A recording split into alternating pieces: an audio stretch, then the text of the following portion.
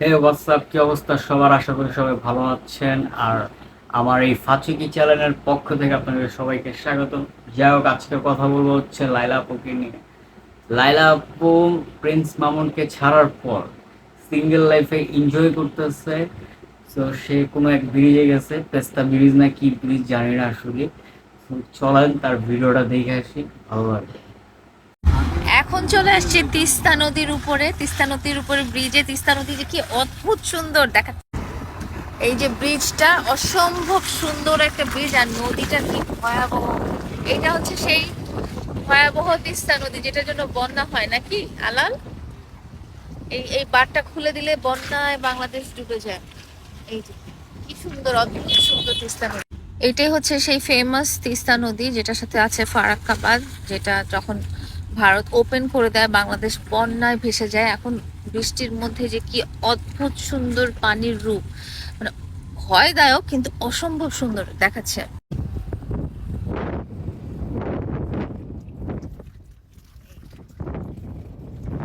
আমরা এখন ব্রিজের উপরে। ও, ওইটা ট্রেন লাইন না, এই যে এইটা হচ্ছে ট্রেন লাইন, ট্রেন যায়।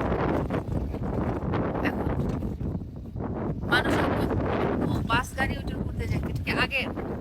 আর এখন ও, এটা ব্রিটিশ পিরিয়ডে ছিল। এখন তো ব্রিজই হয়ে গেছে। কত বড় একটা নদী, আর ব্রিজটাও কি যে সুন্দর একদম। এখন আমি হচ্ছে তিস্তা নদীর উপরে। এই যে আমার বাম পাশে তিস্তা নদী,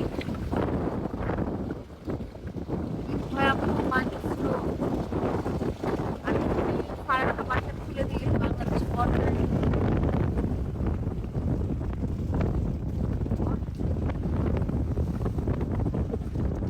আর আজকের ওয়েদারটাও কালকের মতোই মেঘলা, সকাল থেকে একদম বৃষ্টি। কি অদ্ভুত সুন্দর। এই ব্রিজটা খুব বড় না, যেতে ধরো কয় মিনিট লাগে যেতে আলাম? 2-3 মিনিটে শেষ হয়ে যায় না? 1.5 মিনিটের ব্রিজ, একটা বেশি বড় না কিন্তু। এই যে নদীটা দেখো।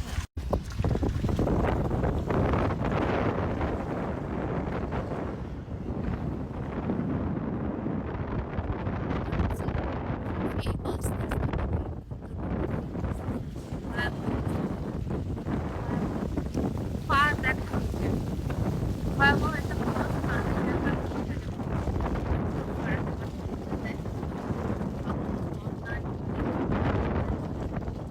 ভয়াবহ পানির স্রোত, কিন্তু কোনো চর নাই, দৌড়ানোর মতো কোনো চর নাই। অদ্ভুত সুন্দর একটা ব্রিজের উপর দিয়ে যাচ্ছি, আর ওয়েদারটাও অদ্ভুত সুন্দর। পাশে ভয়াবহ একটা নদী, নামটা সুন্দর কিন্তু তিস্তা। তিস্তা ব্রিজ শেষ করে ফেললাম, পার হয়ে গেল।